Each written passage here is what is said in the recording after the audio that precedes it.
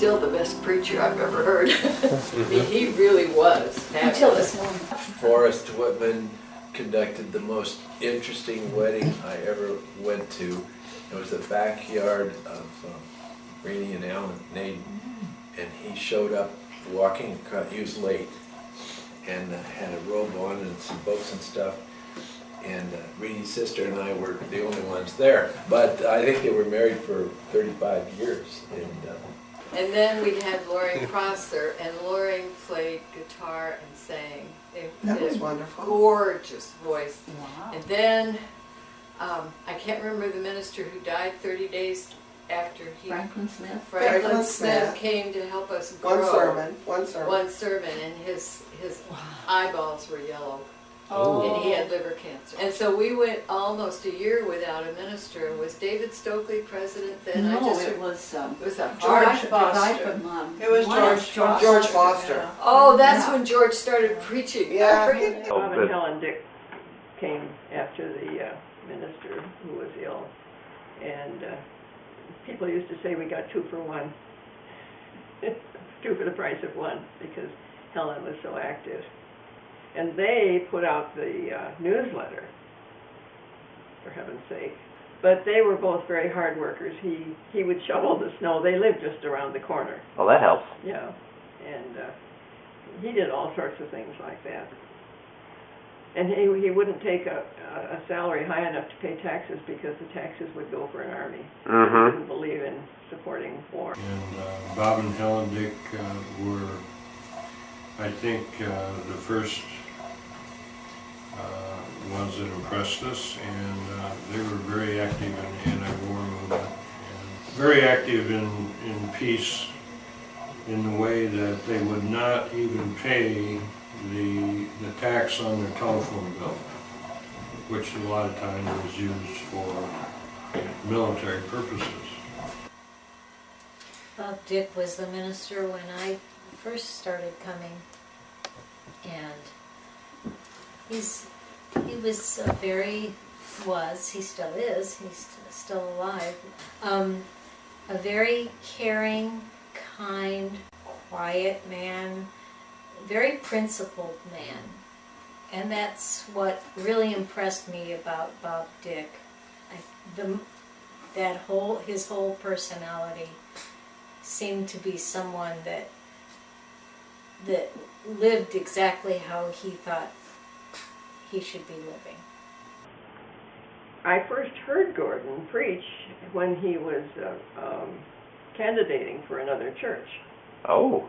And a couple of us were sitting side by side, and we said, oh, he's good, he's interesting, he's a great preacher. Well, then he didn't go to the other church, and so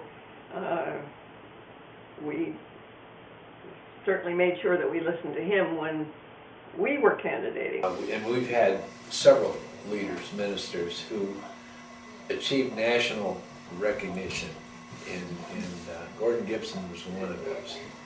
The Southern Civil Rights Tour that he organized included some members of this church, and it was one of the most memorable experiences that I've ever had regarding whether it's religion or spirituality or civil rights, or all those things just kind of get wrapped up together in my mind. And if there were things that were outstanding about particular ministers, that's one thing that was outstanding about him. His experience with Martin Luther King and others. And it was always written up in the newspaper on Martin Luther King Day. Yeah, well, and Gordon's affiliation with the pacifist movement in the Mennonite community, when he helped instigate marches that, well, they were demonstrations. I didn't go on a march.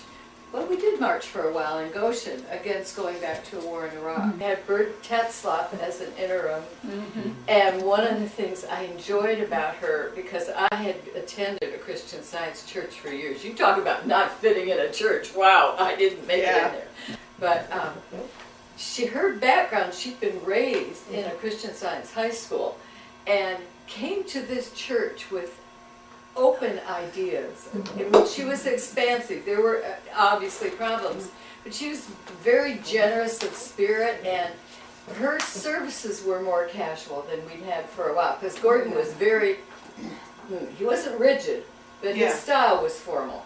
And hers wasn't, and it was sort of an opening to Well, relax a little. And then, who was the interim after, oh, Lori Galford, Proctor. yeah, Lori Lori Proctor Proctor, was okay. after that. Mhm. And then, Wonderful. now we're having adventures. Yes. I wonder how many more I'll get to see. We had an interim that was very successful too, Mhm. as Beth was saying this morning, how important churches and ministers are in Oh, the interns. guiding interns. Oh, that's and right, their- she's Martha, what was her And she name? was Flocks. Flox Lauker. And I feel very good about our new minister, Amy. Much different style, but I'm sure she is appreciated in the community.